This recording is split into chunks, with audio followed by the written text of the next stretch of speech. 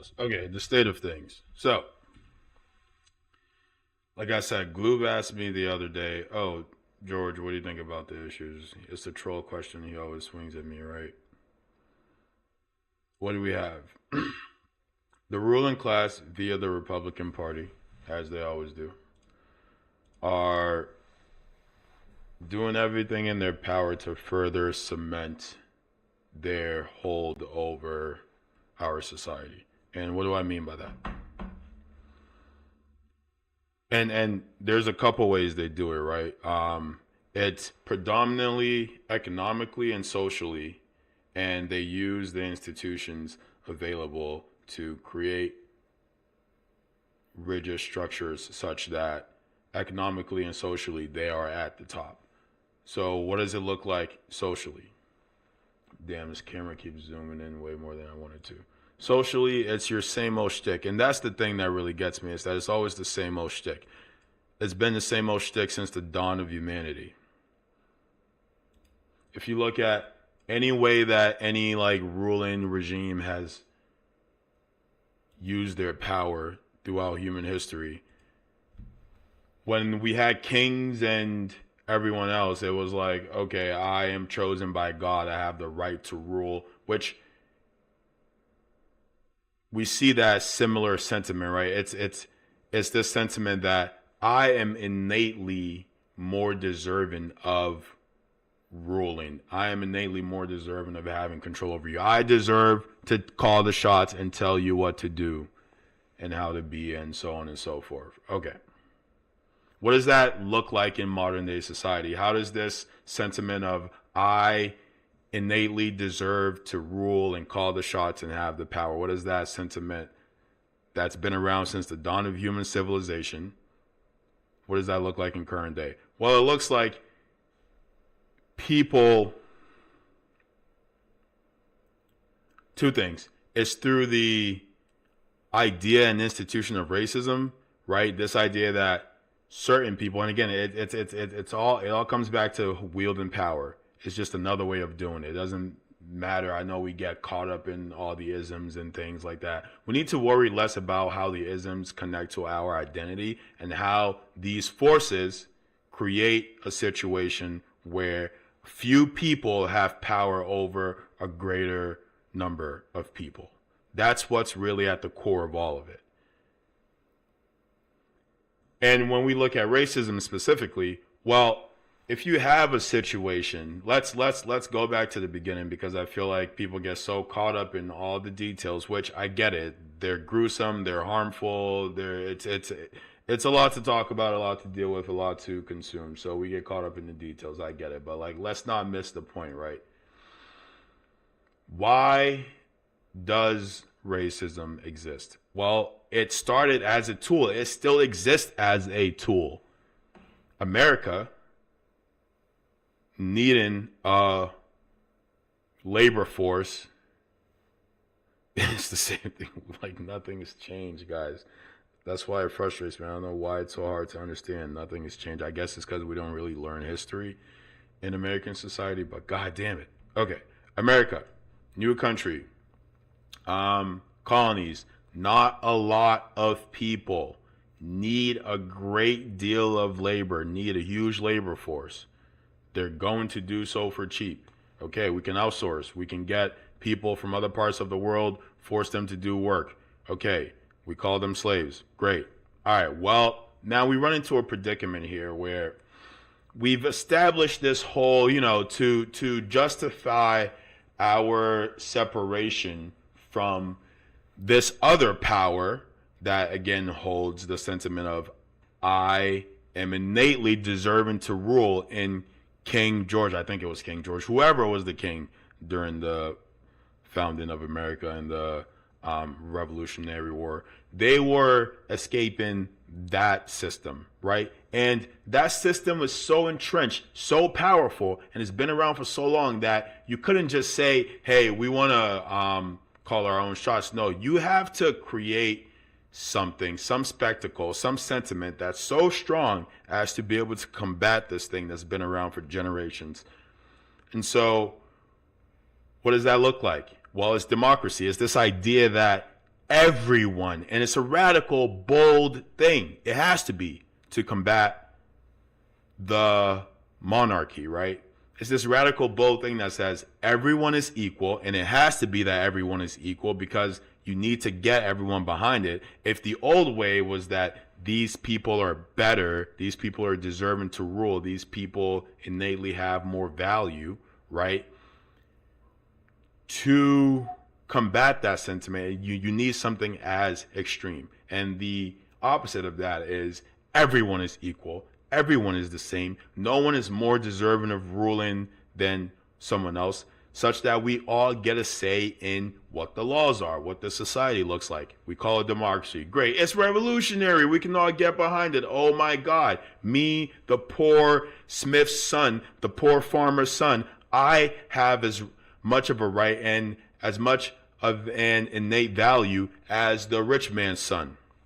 Great. Everyone can get behind that. It's great marketing. It's great marketing. Let's go start a fucking country. All right. Awesome. Well, now it's 2025. Oh, no. You know what? I'm getting ahead of myself. Let's stay with the revolutionary period. Okay.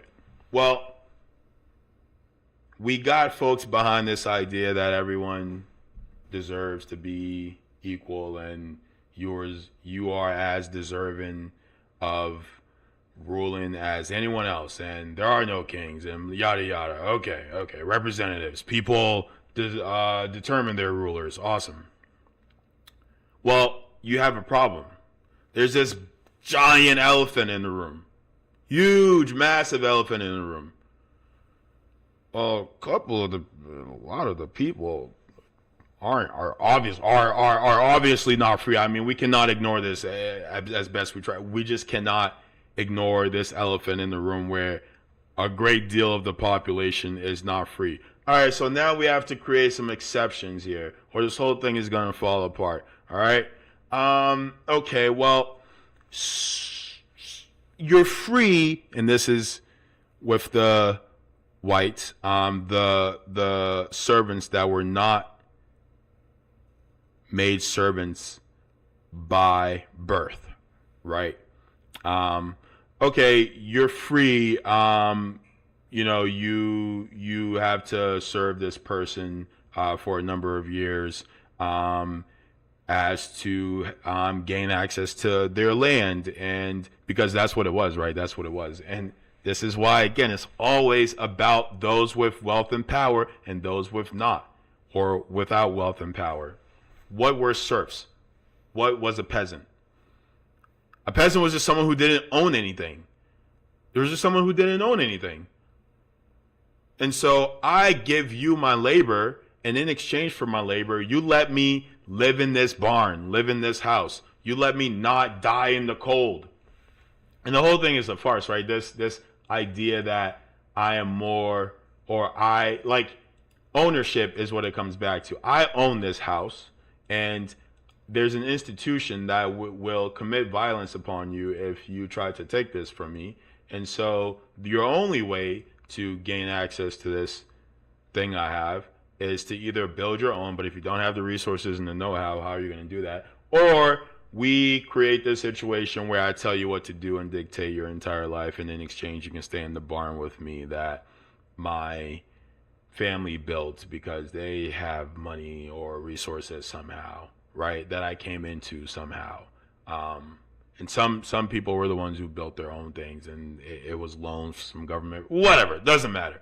Point is, we now find ourselves in a situation where we've declared that we are a democracy, that everyone is created equal, everyone is free, everyone gets a say in what goes on in this society. But there's this elephant in the room where a great number of people in the society are obviously not free, and we have to do something about it. All right.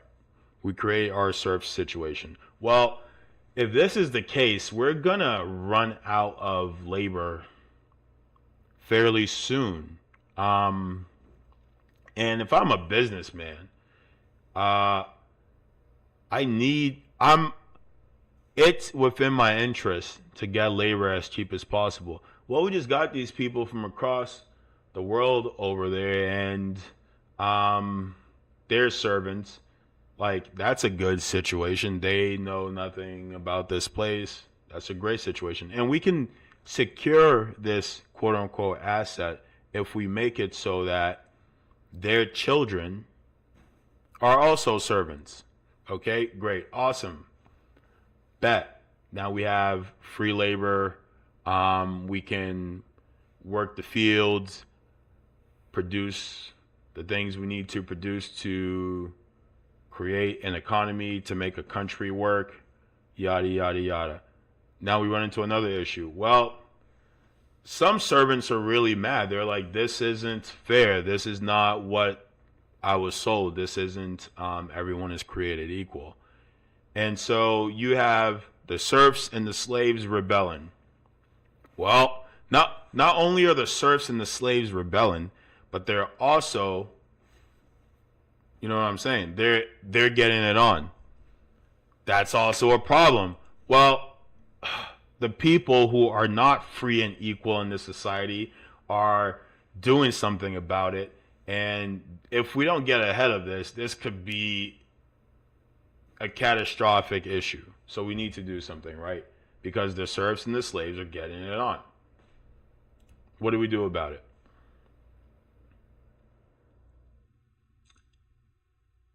We need some way to divide and conquer them, because there's more of them than there are us, and there's not that's and that has to be the solution. That has to be the solution. Why does that have to be the solution? Why can't we just like actually create a situation where everyone is free and equal? Well, because then I won't be at the top, and that's I like this position where I have all the riches and get to tell everyone what to do. This is awesome. I feel as though I am deserving of it, and I'm better than all of you and all this. So I'm not going to do the obvious that sticks with the principles I espouse. No, that's too easy, right? That's too good to be true. Instead, I'm going to find all kinds of roundabout ways to divide and conquer the masses such that I can retain this power that I said I've been starting this whole revolution around. We create a situation where the serfs and the slaves can no longer see eye to eye. We do everything in our power to make sure they can't see eye to eye. And we make sure they can't marry. They can't legally unionize as we traditionally do socially, right? Marriage is one of the oldest unions in human society. Okay, well, if we make sure they can't do that, it's harder for them to get together. If they can't get together, they can't revolt. So we make, well, what grounds are we going to make it such that they can't get together? We determine, and this is what people never talk about. I think it was, I can't remember the exact year, but you can look it up. You can look it up. This is not something that's hidden out there. There was a judge, some lord in America that created a code such that there are people now who are black, right? Socially, that's been a thing people talk about in how they describe each other, but it wasn't in the law, right? To create a situation where these groups can't marry, we have to describe the groups. So one group is black, the other is white. What does that do? What does that do? Well, we split the masses in that one law. We split the masses in that one law. The masses being the servant, the serf class, the peasant class, the slave class. We split them by saying these two groups cannot legally marry. Well, that still doesn't create the schism that we're looking for. Okay, yeah, we can't legally marry, but like I still understand that this person is an ally in that we share a similar lived experience in that we are both servants. Okay. Well, how do I take care of that problem? It's easy for them to gain solidarity with one another. So how do I solve that problem? Well, I can make one group, I can make them resent each other. I can make them resent each other. How do I do that? Hey, guy whose skin is lighter, and has these Anglo-Saxon features. You're better than that guy. There's more of us, and so we are. It's also easier to form a dominant group in a numerical majority, and it's super easy when that group has or shares features, right? It's easy to point out. So everyone who's white is better than everyone who's black, and you are deserving of being better than them. Now, never mind that contradicts the whole thing we just started here. We need to get to the root of this issue where the servants are revolting, okay? And so we're turning one group against the other. We are turning them against one another. We're creating resentment. So now the serfs are in a position where, okay, this is pretty tough, and they're not really keeping to their promise of everyone is equal, everything is fair, but it's not that bad. At least, and this is something that Bob Dylan talks about. I think his quote goes, "You've got more than the blacks, don't complain. You're better than them. You've been born with white skin," they explained. That's what he's talking about. That sentiment right there is what they entrenched and created, right? It's this idea that I am in a destitute situation like everyone else, like every other servant, but at least I can feel better about myself. At least I don't have to. At least the society doesn't determine that I'm born into it. And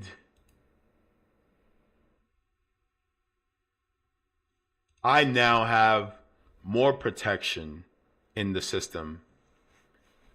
I am designated with keeping this other group in check. We create a police force that is used to police the servant class, right? It's majority slave, but there are still serfs. So we get these individuals to police one another. We convince one group that they're better than the other and more deserving, though that contradicts our entire reason for existence. But we can live with these contradictions when we are in a situation where we are so desperate to survive that we'll take anything we can get. And you got to know, like, in early America, things are hard. If you're not from the George Washington ilk, if you're not an aristocrat, if you're not a noble in all but name, man, you're working those fields by yourself. No one's helping you. You have crude technology, if we can even call it that. It's cold. These are hard times. You don't own anything. Well, the Lord will let me live on his 2,000 acres of land. And I can work the fields. Oh, even better, I can just keep the other servants in check. This is a better situation than what I had previously, so I'll take it. All right. That's where we started. How does this inform where we are now? That's the whole point of this. How does this inform where we are now? Well, I hope, one, that it's super clear, but if it's not, let's talk about it. Well, let me put up the stream on here. How does that inform where we are now? Well, 400 years later, the ruling class is still doing their shtick, manipulating the systems such that it creates a perpetual transfer of wealth to them. And whenever we hear transfer of wealth, it's always talked about from the angle of, oh, welfare and foods, well, any kind of like aid to poor people. When we talk about transfer of wealth, that's usually what folks are thinking of. But a transfer of wealth is simply a transfer of money. That's what that is at its root, is a transfer of money. And this is, again, nothing here is opinion. When we transfer money, when money is transferred in our society, where is it going by and large? Where is that transfer of money going? Is it going to you? Where is it going? It's going to the people who own the shops. It's going to the people who own the things. It's going to the people you buy the stuff from. That's where that money is going. That's what that transfer of wealth is, right? So whenever you hear transfer of wealth, don't think, oh, what, like poor people are going to get health care or food stamps or whatever, even though I'm also poor. No, a transfer of wealth is what you're doing every day. Every time you go and buy groceries, every time you buy something on Amazon, every time you spend money, that is a transfer of wealth. That is a major part of our society, of how we do life. We transfer wealth every single day. Where is that money transferring? What group is that money transferring to, if we're thinking in terms of groups? Well, it's going to the people who own the stuff. It's going to what we call the ruling class. It's going to the capitalist class. It's going to the people who own the things. That's where that money is being transferred to.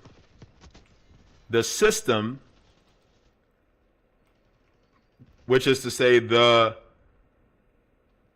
apparatuses, the operations, everything that exists that facilitates that transfer of money, is controlled by those with all the money and ownership. And they manipulate it such that the system is built to recycle and funnel money their way. It's that simple. And everything else is a distraction from that one thing. Where's the money going? Everything else is a distraction from that. Everything is for that end. Where's the money going? Why? Because the money secures the power and influence. Who calls the shots? Who can, at the end of the day, make sure if some kind of disaster happened, that they're likely going, they and theirs are likely going to be okay? The people with the wealth and power. And that is the whole point of the game. Get as much wealth and power as possible.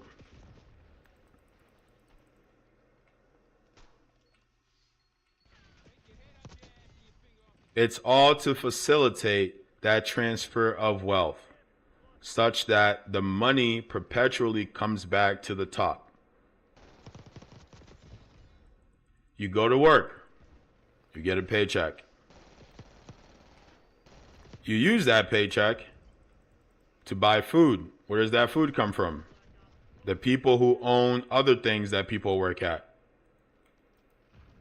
If you work at a grocery store and go to the grocery store to buy food, you're giving some of that money you just got from working at the grocery store to the person who owns the grocery store, though you need to work the grocery store for the grocery store to run.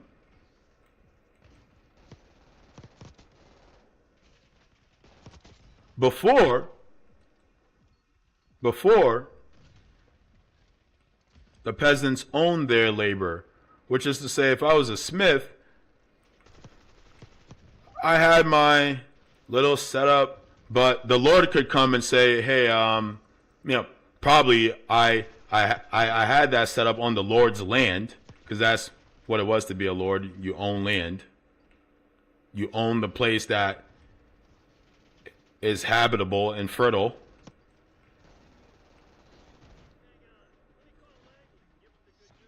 The Lord gives me some land. I work that land, and I give the Lord some of my some of the things I produce. Well, now you're working at the grocery store. You get the paycheck. You use some of that paycheck to pay the landlord. You use some of that paycheck to buy food from the grocery store. You use some of that paycheck to get your health care, get your this, get your that. That money you just got, that transfer of wealth, just got flipped like that. Now you have to take all the money you got and give it right back to the person who gave it to you. Just so you can live. Just so you can live.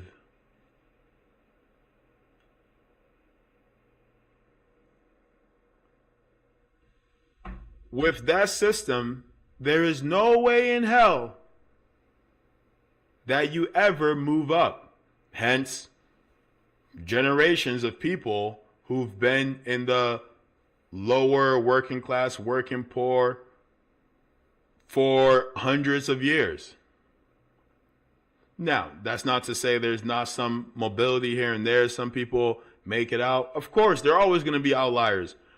But, and because this is an elephant in the room, the ruling class has to create a situation where they use the means at their disposal to counter this glaring contradiction in our society. So we create narratives like, anyone can make it in America if you just work hard enough, which is a convenient thing to say when I own all the places that you can work at. It's a convenient thing to say. If you just work hard enough, if you just work for me hard enough, maybe you can be up here too. Maybe you can be up here too if you just work like a dog and make me more money. Maybe you can be up here too. Right? So we create this narrative and we make people feel good about it. Oh man, he's a hard worker. He goes and slaves away all day to make $12 an hour to keep me rich. And then when he's still poor at the end of the day, instead of getting mad at me, I'm going to get him to be mad at the other poor guy. Yeah, it's not my fault you're poor, even though I'm the one who signs your paycheck and pays for the lobbyists to lobby the politicians and pay for their campaigns, putting people in power who will do my bidding and secure my interests. I'm not the reason you're not making enough money. It's the other poor guy. I promise. I promise it is. I promise. That makes so much sense, doesn't it?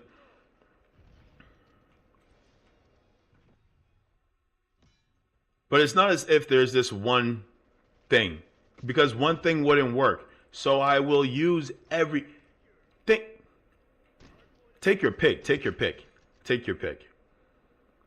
I have about 1 million ways to convince you that your problems are not the result of my policies and my actions, though I hold the reins of power.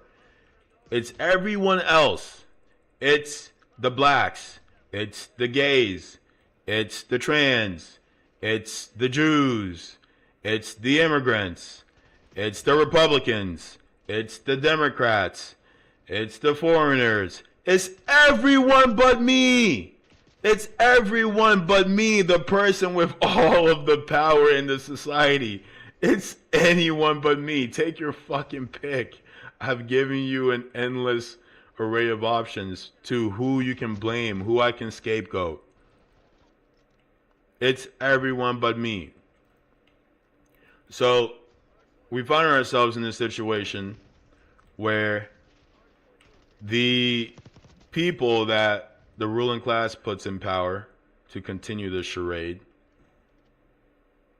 their pattern of playing this game is we'll blame the other side. Yeah. So the reason things are bad is because the Republicans, not because the billionaires don't pay their taxes. The people who hire people, the people who own the jobs, don't pay their employees enough. They lobby the politicians to create systems that force the people to utilize predatory institutions like fucking healthcare.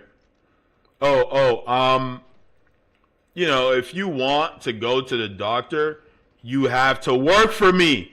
If you want to live, you have to work for me. You don't own anything. You have to pay rent. To pay rent, you need a job. To have health insurance, you need a job. For you to fucking exist in this country, you need to be my servant. How is that any different than the serfs? How is that any different than the slaves? In order to exist here, you have to serve me. And everything is to that end. Everything is to that end. Everything else is to distract you from that elephant in the room. That despite all the romantic things they say about equality and justice and freedom for all, none of it is true, and it has never been true. It has never been true. And all of the noise is to distract from that. So blame everyone else but me. Blame the blacks, blame the gays, blame the Jews, blame the immigrants, blame whoever you want to blame, but it's not me. It's not the Lord that signs your check. It's not the guy who owns the company that hires you and lobbies the politicians.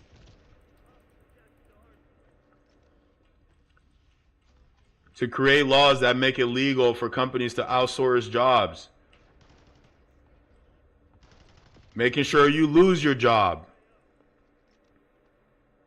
Create foreign policies when it's convenient to let immigrants in. Get cheap labor so I can make more money. And then at the end of the day, I can convince you that it's the immigrants' fault. It's not me. It's not because I lobbied the politician and made them create immigration policy to let more immigrants in so that I can get free labor. That's not why you don't have a job. It's because of the fucking Mexicans. Get them. Look at them. Look how they wear sombreros and things. Isn't that gross? Isn't that disgusting? Don't you hate them? Don't you want to yell at them and hate them and not me? And it's the same shtick, people. It's the same shtick. Nothing has changed. Nothing is different. Why do you think they don't teach history?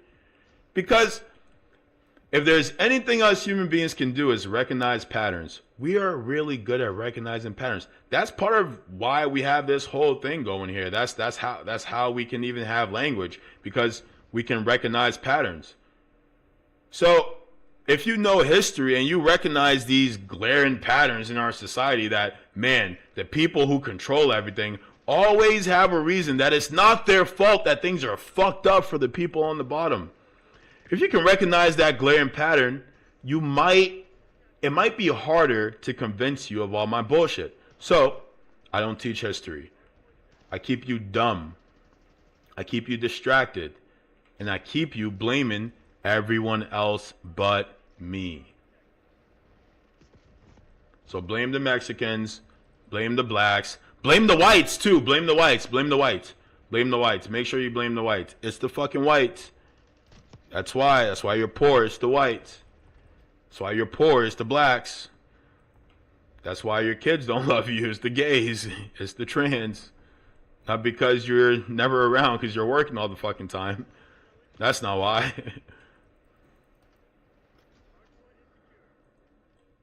So that is the state of things. Now, I didn't get into the international and how this pattern exists in virtually every society. And I think that's what people need to understand. This is not an especially American thing. This is not an especially white thing. This is not especially any group thing. It's a human thing. It's a thing that we do as a species. And people, it's difficult for people to see things in that light, again, because we don't understand history. Because if you learn history, you learn that these ethnic groups and these national groups don't really matter as much as you think they do. The Persian Empire was around for thousands of years, and now they're fucking gone, and no one thinks about them. Nationalities don't mean anything. They don't mean anything. They're an excuse.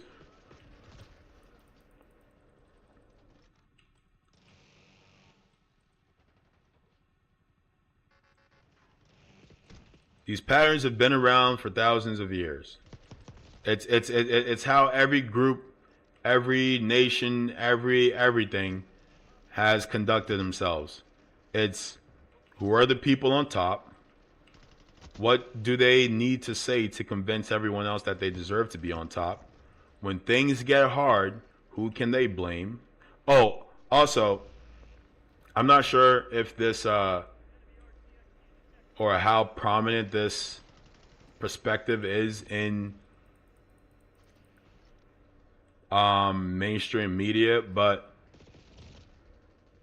when we think about our early ancestors, when we were hunter-gatherers, imagine a group of hunter-gatherers going to war.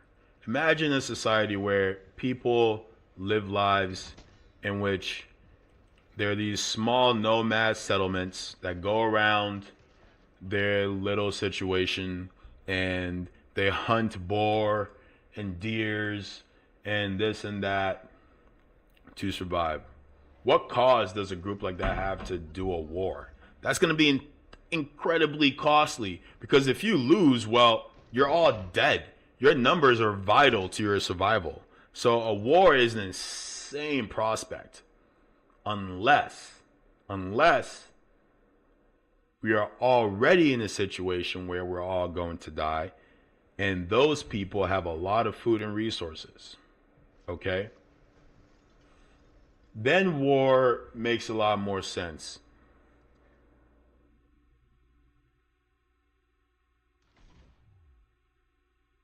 Dude, I get so many texts like, what? Then war makes a lot more sense.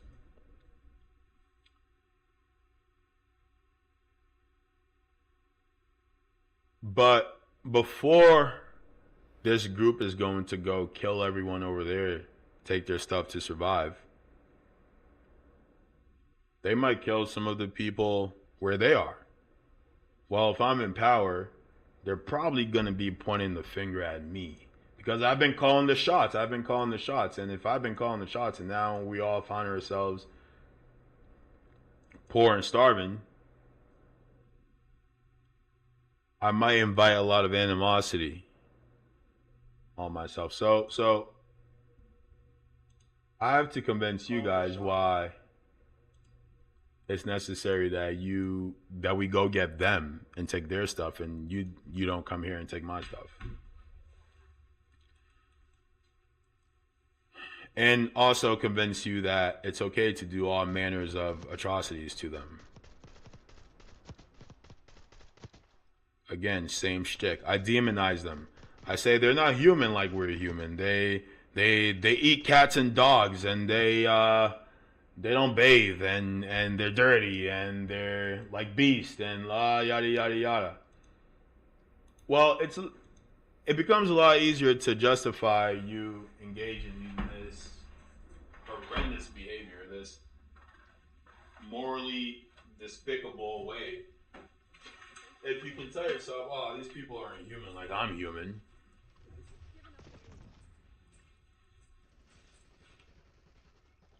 Since the dawn of time, that's how we've justified war. And nothing about that has changed. Nothing about that has changed, folks. What I'm trying to illustrate here is that we keep doing the same things and expecting a different result. It's not going to change because we keep doing the same thing. We keep letting ourselves fall into these patterns that tell us that certain people are more deserving of ruling, certain people are more deserving of having, certain people are more deserving of calling the shots, certain people are not deserving of ruling, certain people are not deserving of calling the shots, certain people are not deserving of anything. It's that same pattern since the dawn of mankind. And I think what we've been trying to figure out, and what even this whole American experiment, oh wow, I thought that guy was alive, is what we're going to do about this pattern. Well, folks said democracy, okay, we'll say that everyone is equal and everyone deserves a say, but we don't actually live by that. We create all these exceptions to that.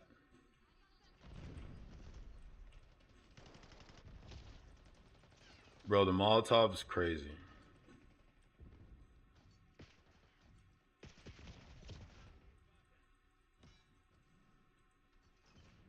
Currently, the Republican Party being the party in charge to further the rule and influence of the ruling class. Before it was the Democrats, they did that.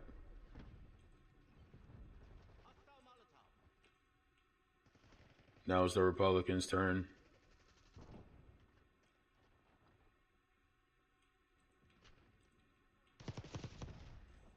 Also, it's a great situation, right, to have, like if I'm the ruling class, creating a lesser of two evils situation.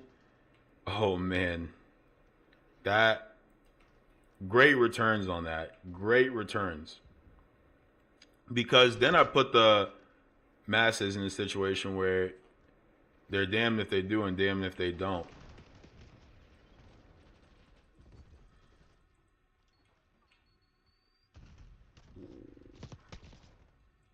Why is this guy not dying? If you vote for the Democrats, well, I control them too. So at the end of the day, I'm still going to come out on top. If you vote for the Republicans, I control them as well. If you vote for them, I'm still going to come out on top. But I need to make sure that's not obvious. Let them just call each other the problem. This guy's the problem. That guy's the problem. Okay, good. But that's not enough. How can I really sell it? One side is like old American values, whatever that means, and the other is like something else. I don't know. Take your pick, man. Take your pick. I don't give a damn. I just want you to not look this way. I need the sleight of hand to work. I need you to believe that I'm not the reason that you're broke and your kids are starving.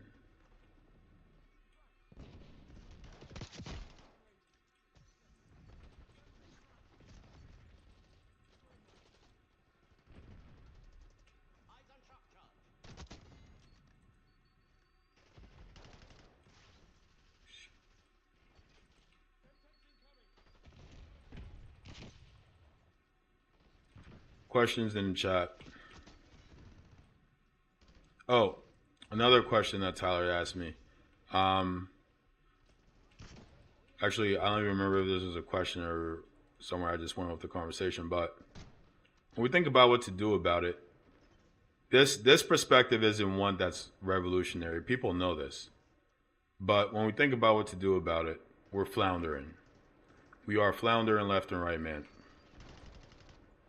Everyone who has a genuine desire to change this pattern and precedent in human history, such that it isn't just a few people calling the shots and it's not a situation of haves and haves not and have nots. That's why people talk about the middle class in such a romantic way. It's because it's a fucking revolutionary thing.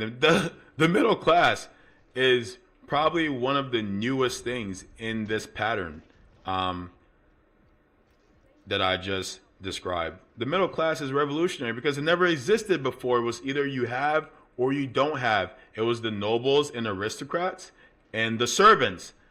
That's it. That's it. And so when the middle class emerged, it was like, well, which like middle class, middle management, all the same. The emergence of the middle class was revolutionary because now it's not a situation of haves and haves nots. It's you have a little bit and you have not. And look, is this not progress? Is this not progress? We have small business owners now. We have the middle class. We have people who aren't just the haves and the have-nots. This is great. Look at how just of a society we've created.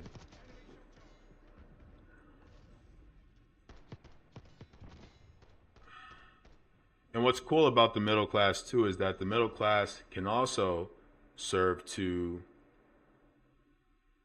cement the system, because the middle class now becomes what I can point to say that it's not a situation of complete oligarchy and aristocracy where the rich few control everything. Look, there's the middle class. Look, these people weren't born into wealth like we were, and they're doing pretty okay, right? Like, look at that. You know, this means this is fair. If you just work hard enough, you can be like them too. If you just work hard enough, I'll give you enough money so you can be in that situation. Your kids don't starve to death.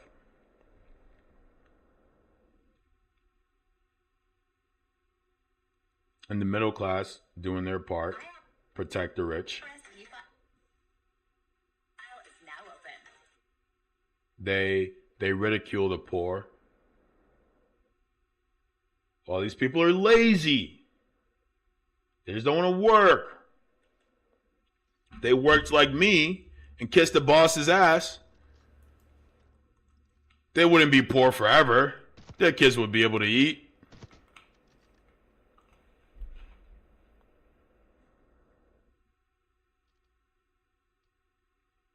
So what are the people who want to change this dynamic doing about it? We've done a lot of things. We've had a lot of revolutions. There's this guy, you might have heard of him, MLK. He said, and MLK is often talked about as a leader in, racial, the racial dynamics in our society, and he certainly was. But that's not all he was, right? He wasn't this single story. MLK, when he died, was leading the poor people's march, the poor man's march. Because he understood. Ooh. I want to hit that. Got him. That's nice. He understood that the real root of the problem is that there are haves and have-nots. That's tough to say. Haves and have-nots. He understood that. What did he try to do about it? He knew that the strength of the group that he's working with is in their numbers. We have more people. And we can only be effective if we're all on the same page. So I have to get people together.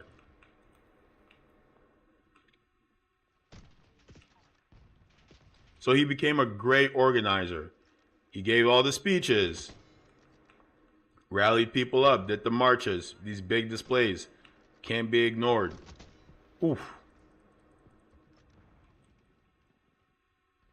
Black people, white people, any people you can think of, doesn't matter. He got people together, one, as spectacle, just to see, hey, all these people are here and they're up to something. They have something to say. You should pay attention. He leads, and people often describe it as a multiracial coalition. Yeah, of course it's multiracial because the point wasn't about race. The point was people who understand the sentiment that if you work You deserve to live freely. You deserve that everyone deserves a chance, a fair chance at this. And so the people who understand that are on board. It doesn't matter the color of their skin. The color of their skin mattered a whole lot and still do back then. So to even get those people, some of those people to that point, we have to make sure that they're not being like murdered in the streets.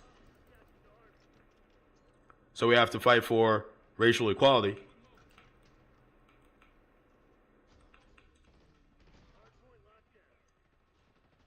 And the ruling class understood that this person was a force to be reckoned with, because none of their tactics were working.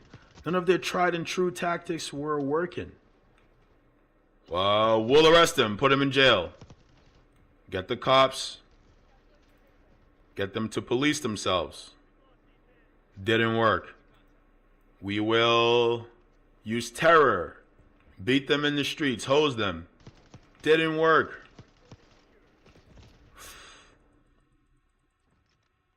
All right. This isn't working. We will play the long game. We'll say we're going to give them what they want, make a big spectacle of it, and when it comes time to implementation, we'll water it down. We'll water it down such that none of it really means anything anymore. All right, great. Awesome.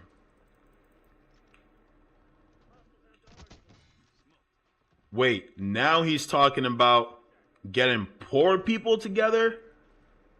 Well, if that ever works, if there's ever a precedent of that where the ruling class capitulates and makes a big symbol of it, they've lost. They've lost entirely. The poor man's march couldn't work like the Freedom March did.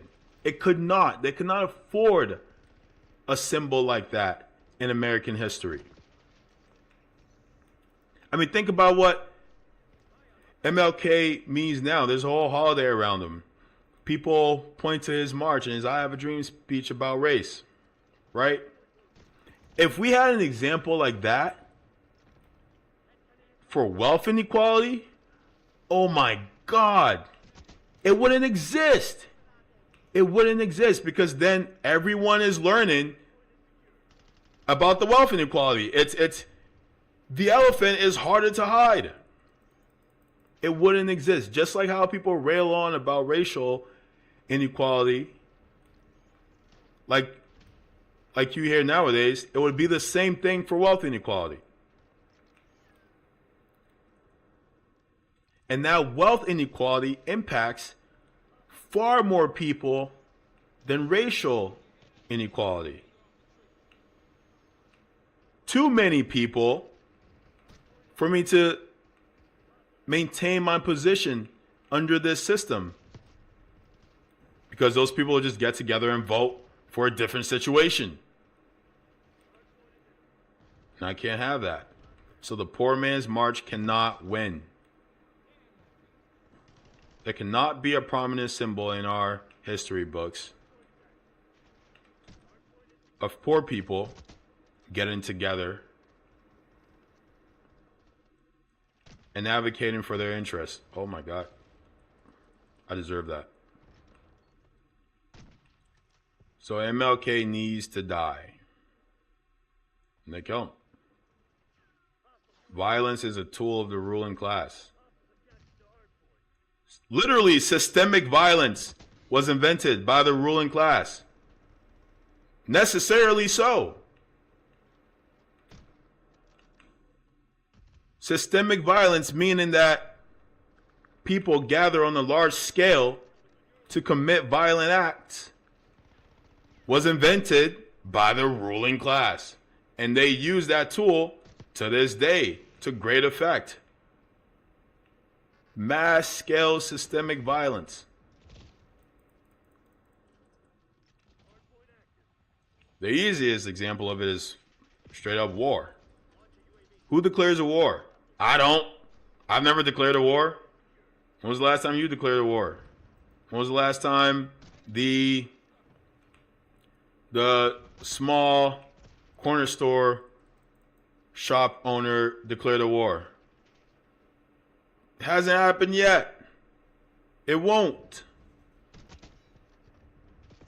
They're not in the business of war. The ruling class are in the business of war. Literally, they're arms dealers.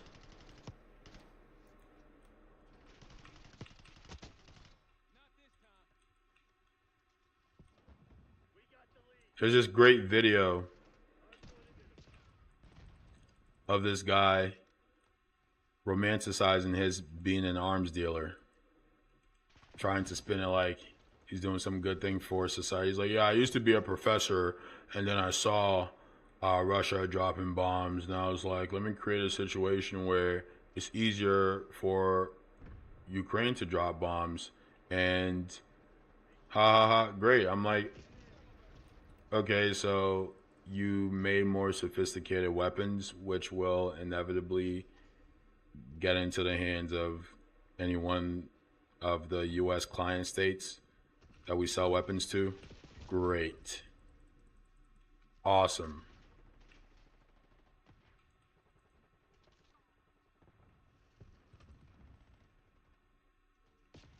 Oh, that's so tough. Damn, bro, I need to take the shot right away.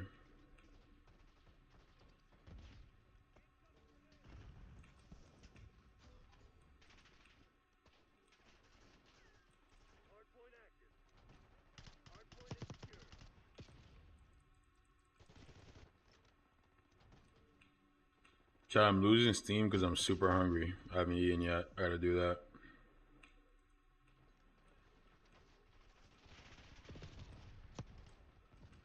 Oh my god.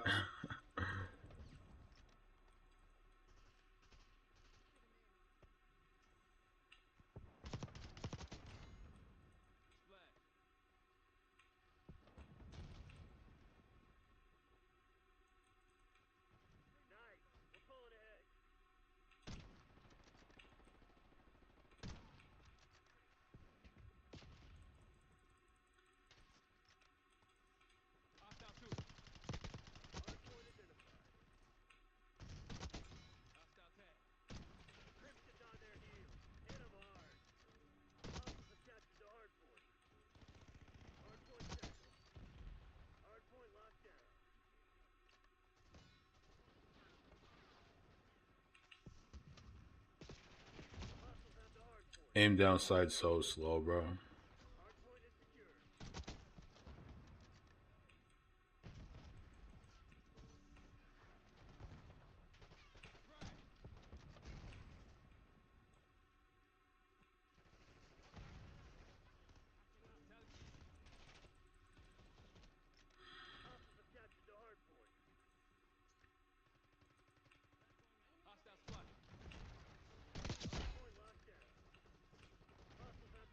All right, we're gonna take an intermission from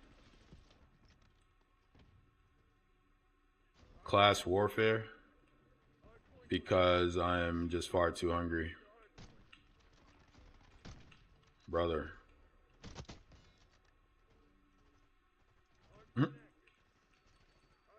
Put in between a rock and a hard place.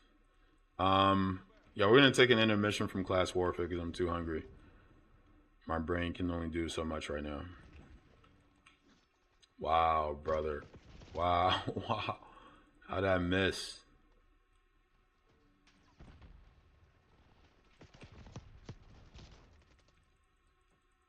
Gotta get some food. But yeah, the next thing we're gonna talk about, maybe not even today, I might like make that a Wednesday thing, is what are people doing about it? What have people done about it? We talked a little bit about MLK and what he did about it, and how we got him killed. This is kind of bittersweet, the situation we're in. Let's see.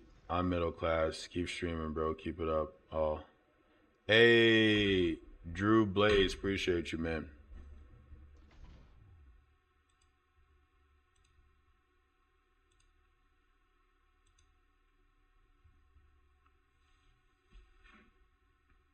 used to get really anxious about getting on here and spreading these, sharing my thoughts and opinions about these things, because I was like, who am I? Like, who am I to talk about these things? I'm like, yo, who am I not to? Everyone needs to. And people aren't saying the things that I understand and feel. Instead of waiting for someone to come out to say it, I'm going to say it.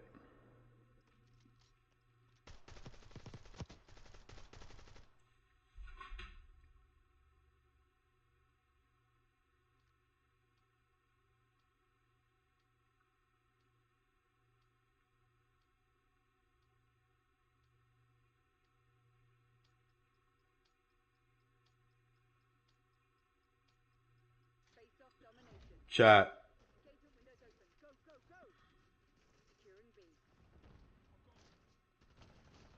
I need somebody. One thing that we have to figure out if any of this is gonna change is the whole coward situation. We're all fucking scared. Everyone is, which makes sense. Like, the ruling class utilizes terror. It's mass terror. That's how they wield power. It's physical violence, it's psychological violence, it's mass terror. So yeah, everyone is scared shitless. So everyone is a coward. Right? They're like, if I do anything, I'm gonna be fucked too. If I say anything, I'm gonna lose my job. If I take the time to invest in these things, I'm gonna be broke. And then my family is going to go hungry and they're going to die because no one's looking out for us. And we're going against the people who signed the checks. That's why MLK was able to get far enough. He created a system where people shared resources. So taking the time to engage in making change didn't leave your family in a destitute situation where they were all going to starve. That's why that was successful.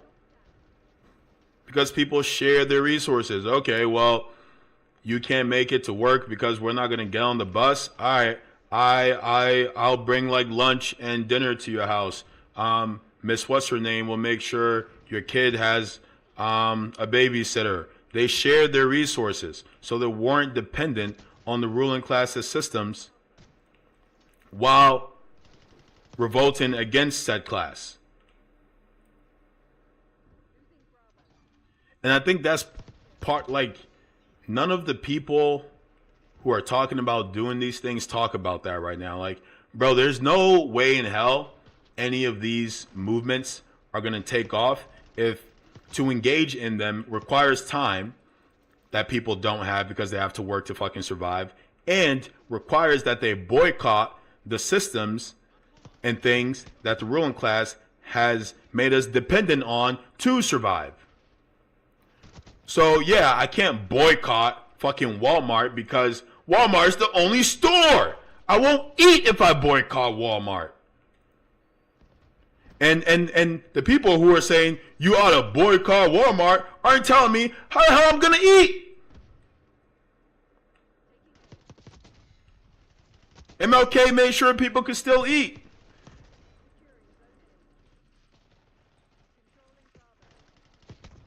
Somebody come over here, make sure what's his name's kids can get lunch and dinner, so he can go on the march. Make sure Miss Cooper's son gets some schooling so she can go on the march. So she can make meals for people. They collectively shared their resources to make sure that they had the space and time to revolt.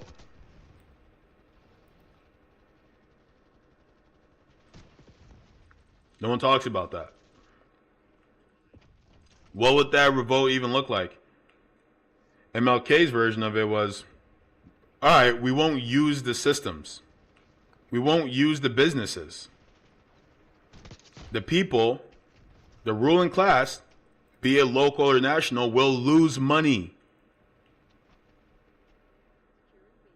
Their money is their power. That is the system of power in place. There are others, but that is the most material one.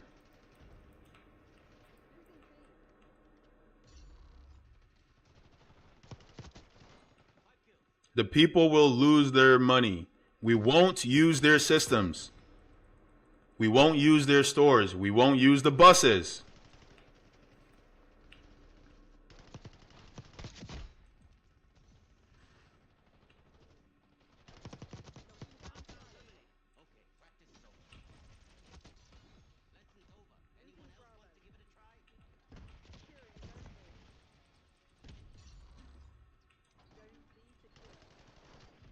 No one is speaking in those terms anymore. But what are they doing, folks? What are they doing? What are they doing? They're doing something. Something I don't think is very effective. And nothing about history tells us that it would be either, is what confuses me. Not entirely nothing, you know, like obviously collective action is happening. But collective action isn't it's not collective action supplemented by nothing else. That's not it. That's not the formula, guys.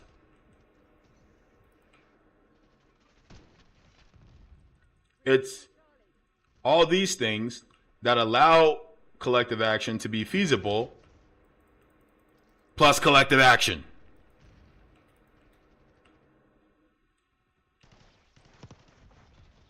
Because currently collective action is not feasible.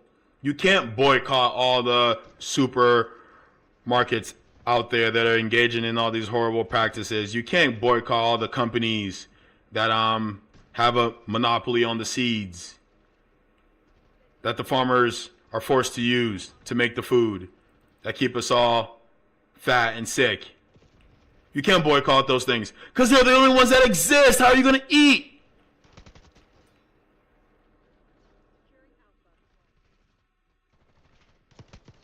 We were like, boycott this and boycott that and feel good about yourself. The fuck are we talking about?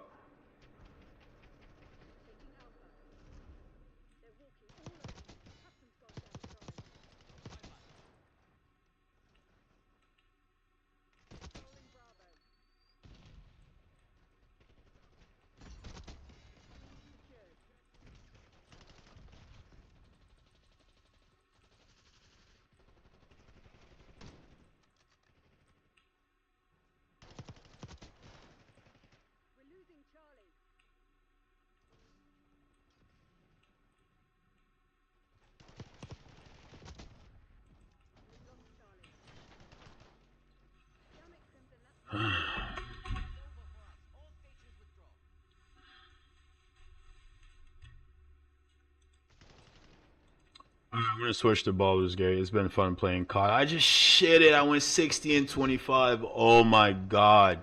I'm dirty. I'm so good at this game. Is this me? It is me. I'm so good at this. It's insane.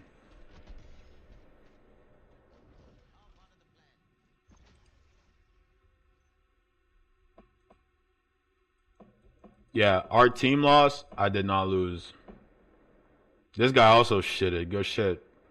Huff puff pass. Took my pants off. Alright.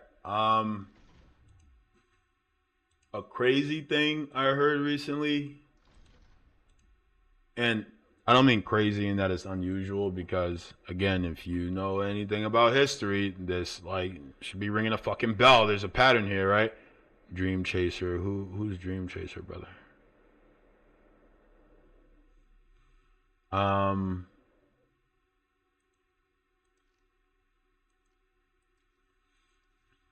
There's a pattern here. JD Vance is on stage and he's like, Ronald Reagan said a quote, and he said, the professors are the enemies. Oh, and then all the fucking conservatives, and I don't even like using that word because it makes it sound like there's any real, like this whole conservative and liberal dynamic is just so insane because it's all a distraction. But JD Vance gets up there and he's like, yeah, Ronald Reagan said the professors are the enemies, and people are like, ha ha ha, yeah, great, awesome, yeah, professors are the enemies, right? Is this whole like the kids are becoming liberal because of the liberal college professors, blah blah blah. Okay.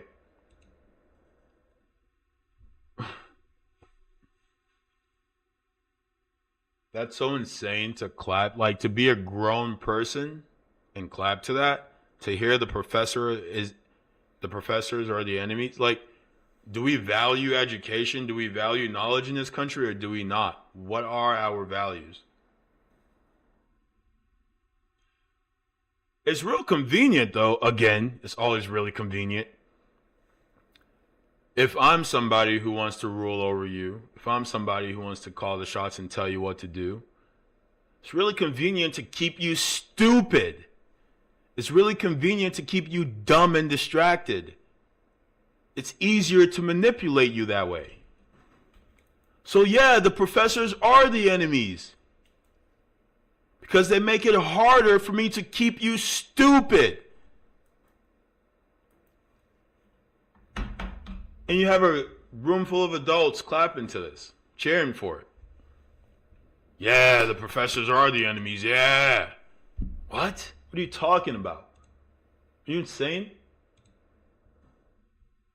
But understand that people clapping for that are part of the ruling class. They're like, the professors are the enemies for me.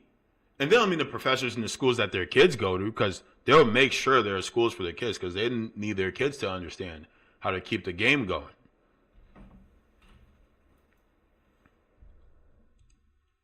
Speaking of cowardice hindering any sort of growth in our society, there was a guy, I don't remember his name. I never remember. I'm not great at remembering the details, but there was this guy who released a documentary. I think it was like maybe the 80s, late 80s or early 90s. And I think he's from the Johnson and Johnson family. But basically it was a documentary that documented the life of heirs to these massive fortunes and what their experience is like. And what he was hung up on, and hung up is probably not the best way of describing it, but what got him to do this is that he didn't feel as though that he had any more right to all this money, power, and influence than anyone else. Nor did he think his family having this much money, power, and influence was fair and justified. He got a ton of heat from his family for doing this. A ton of heat from his peer group for doing this. He still did it. Now, is anything horrible going to happen to him? No, but we shy away from ridicule so easily and so often. And this person took the time to invite this ridicule upon themselves for the benefit of the rest of us. This documentary I'm talking about isn't widely known because, well, for obvious reasons, right? There's a rich guy born into wealth saying, hey, this isn't right. Well, that's going to be problematic for the other rich people born into wealth. Okay, obvious reasons why this documentary is not prominent. You can find it on YouTube. You wouldn't have to look too hard. Google documentary about the ultra wealthy, Johnson and Johnson. Any, like, couple of those words will get you there. A couple of those words will get you there. But no one talks about it because we don't talk about things in that way. Because if we do, we start to get to the root of the issue, and we can never do that. Brother, I really wanted to hit that shot. Might have to lower this a bit. But yeah, chat. I don't know. I still gotta get my shows on the road because going on rants on stream is not the best way of tackling this. I gotta get in person. But here's the thing. I gotta make sure I can eat first.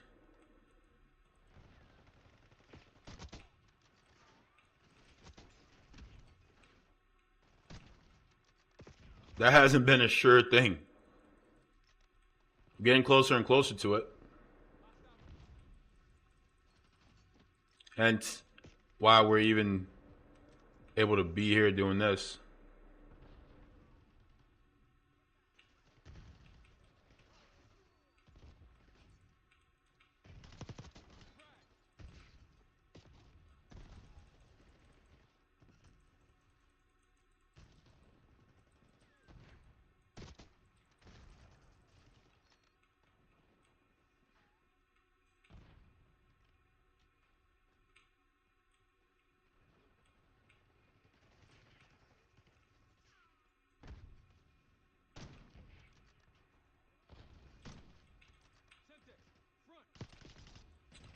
Damn it.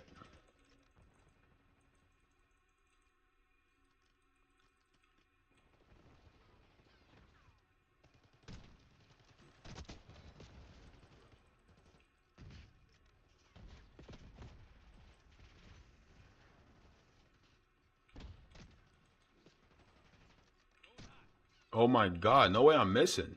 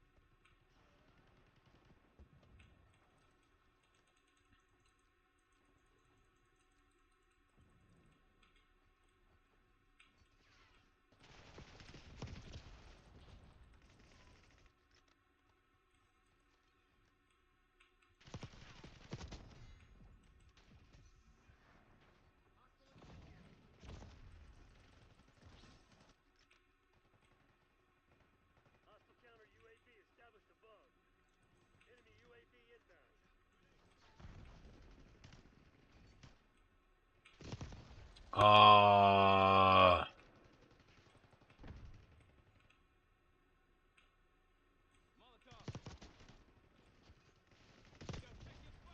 Come on, man.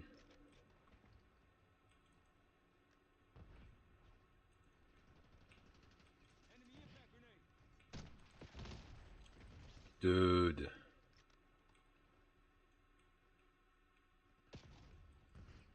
Oh, they're spawn trapping now, huh?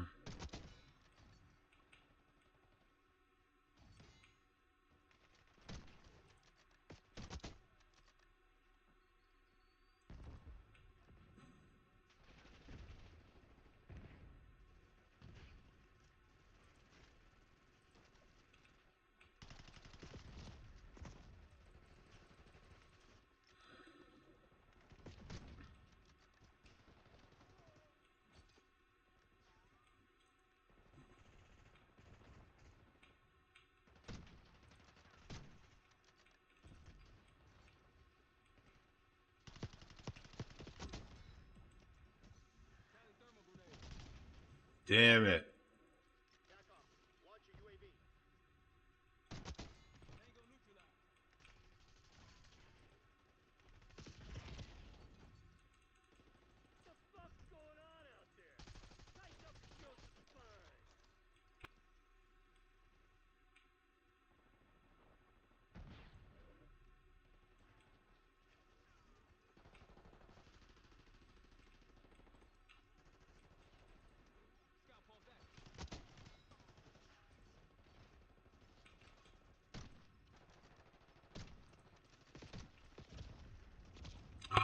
I can't be missing those shots, man. What's up?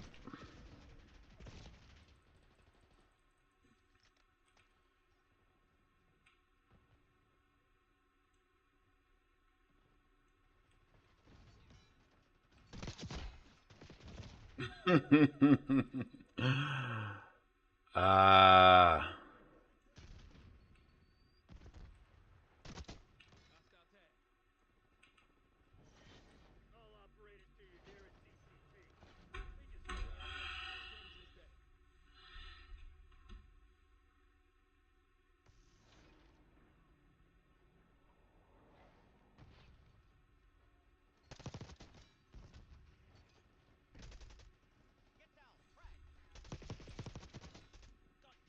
Those fucking suck.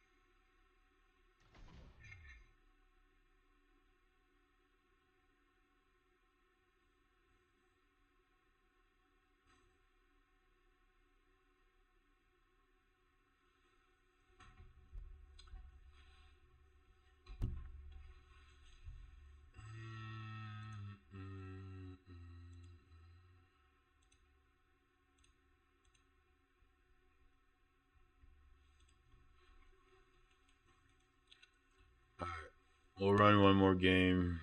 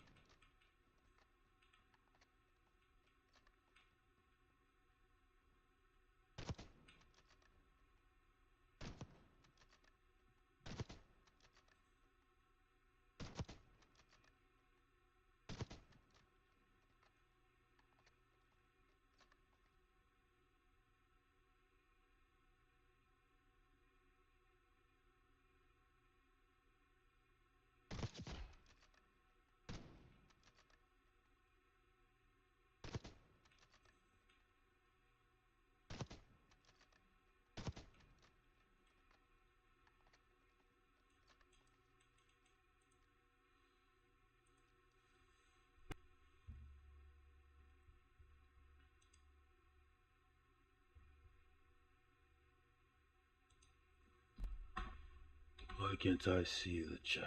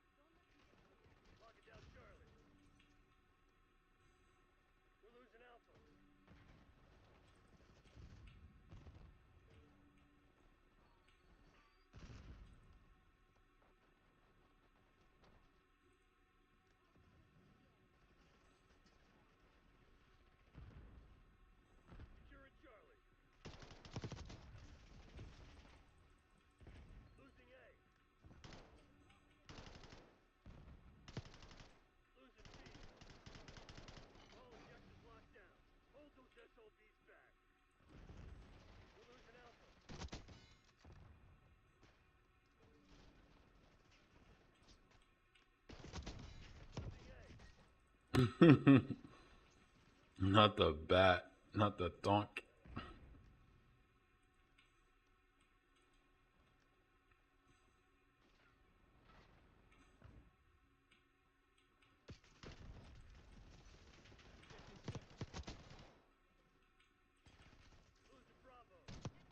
Come on.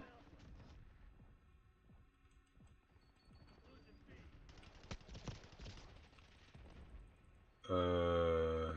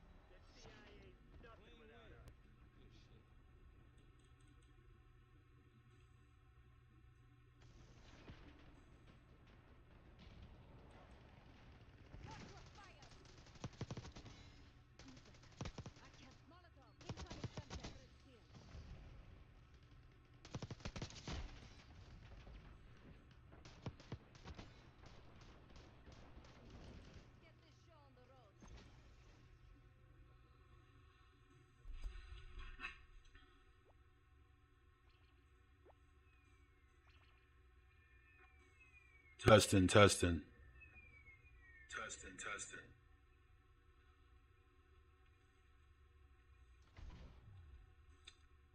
Damn it, chat.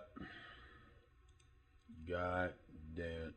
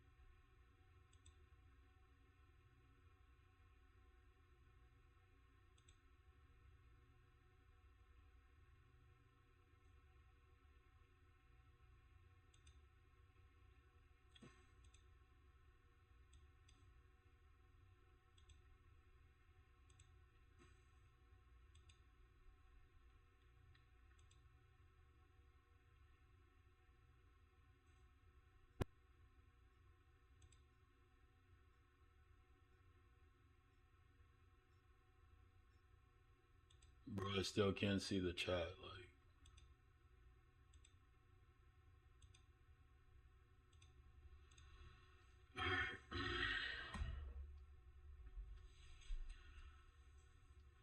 folks, if you're watching, check us out on YouTube, Kick, Twitch, TikTok, Instagram,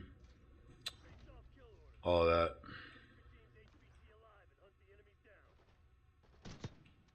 What the hell? The guy have shield. Oh my god, he has shields. All right.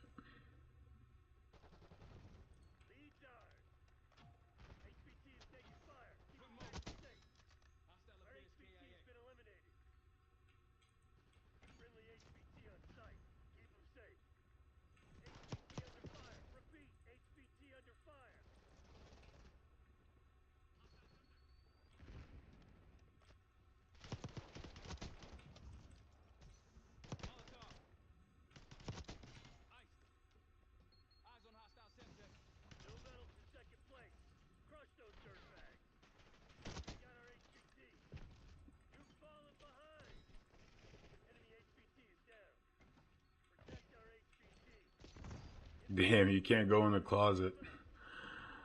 Rip. Bro, this guy's just hiding in the corner, man.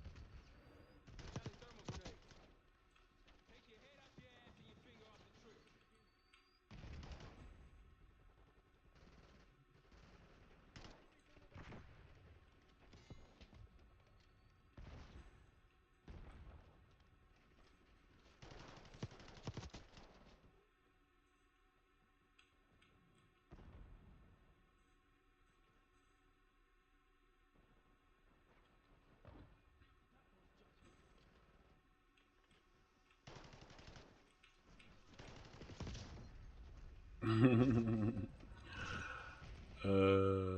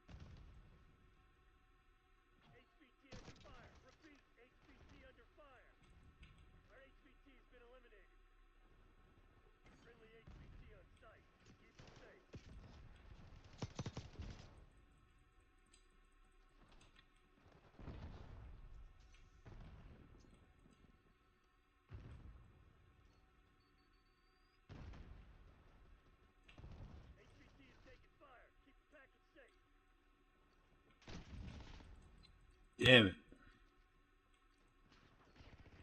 Oh.